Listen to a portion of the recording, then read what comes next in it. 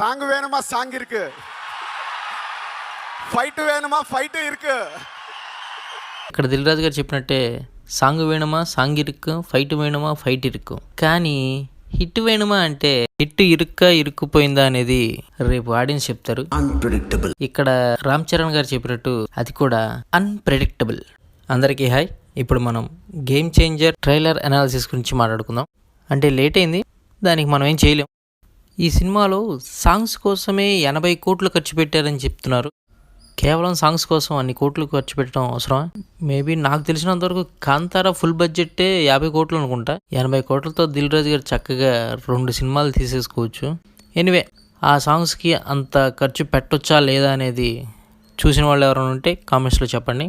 So ఇక trailer విషయానికి వస్తే, స్టార్టింగ్లో మనకి రామ్ చరణ్ గారు బియ్యం బస్తాలో లాగడం కనిపిస్తుంది. యంగ్ రామ్ చరణ్ గారు బియ్యం అక్రమ రవాణా గురించి అయి ఉండొచ్చు. నెక్స్ట్ వచ్చేసి నైట్ పూట ఏదో ఇసుక తవ్వకాలు ఏదో జరుగుతున్నట్టున్నాయి, అది కూడా అక్రమ ఇసుక రవాణా గురించి అయ్యి ఉండొచ్చు. నెక్స్ట్ వచ్చేసి ఇవి ఎలక్షన్స్ లో పంచే డబ్బులు అనుకుంటా. నెక్స్ట్ వచ్చేసి పెద్ద రామ్ చరణ్ గారు ఏదో మీటింగ్ పెట్టే సీన్ ఒకటి కనపడుతుంది. నెక్స్ట్ యంగ్ రామ్ చరణ్ వచ్చేసి పోలీస్ ఆఫీసర్ డ్రెస్ లో కనపడుతున్నాడు.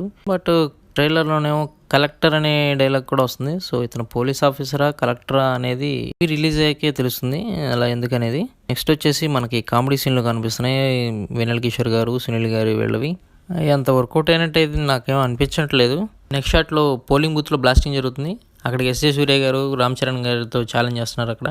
నెక్స్ట్ వచ్చేసి రామ్ చరణ్ గారు ఎస్ఏ సూర్య గారితో ఛాలెంజ్ చేస్తున్నారు. ఇంకో షాట్లో ఎస్ఏ సూర్య గారు సీఎంగా ప్రమాణ స్వీకారం చేస్తున్నారు. Next random shots, fight, blast ఇవి కొన్ని ఉన్నాయి.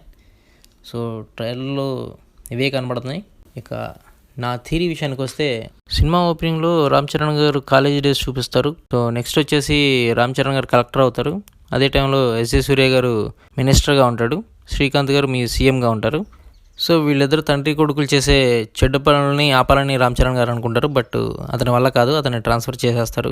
తర్వాత శ్రీకాంత్ గారు చనిపోతారు. ఇప్పుడు ఎస్ఏ సూర్య గారు సీఎం అవుతాడు. ఈ లోపల రామ్ చరణ్ కూడా తన ఫ్లాష్ బ్యాక్, తన తండ్రి గురించి, తన పెట్టిన పార్టీ గురించి ఇవన్నీ ఫ్లాష్ బ్యాక్ తెలుస్తుంది. నెక్స్ట్ మళ్ళీ రామ్ చరణ్ ఎలక్షన్ ఆఫీసర్ గా తిరిగి మళ్ళీ వస్తాడు. ఇప్పుడు జరిగే ఎలక్షన్స్ లో ఎస్ఏ సూర్యని ఎలా ఆపాడు, ఎలక్షన్స్ ఎలా జరిపించాడు అనేది క్లైమాక్స్. సో ఇది నా థియరీ. మీ ఒపీనియన్స్ ఏంటో కామెంట్స్ లో చెప్పండి. సినిమా ఎలా ఉందో కూడా కామెంట్స్ లో చెప్పండి. See you next time. Bye.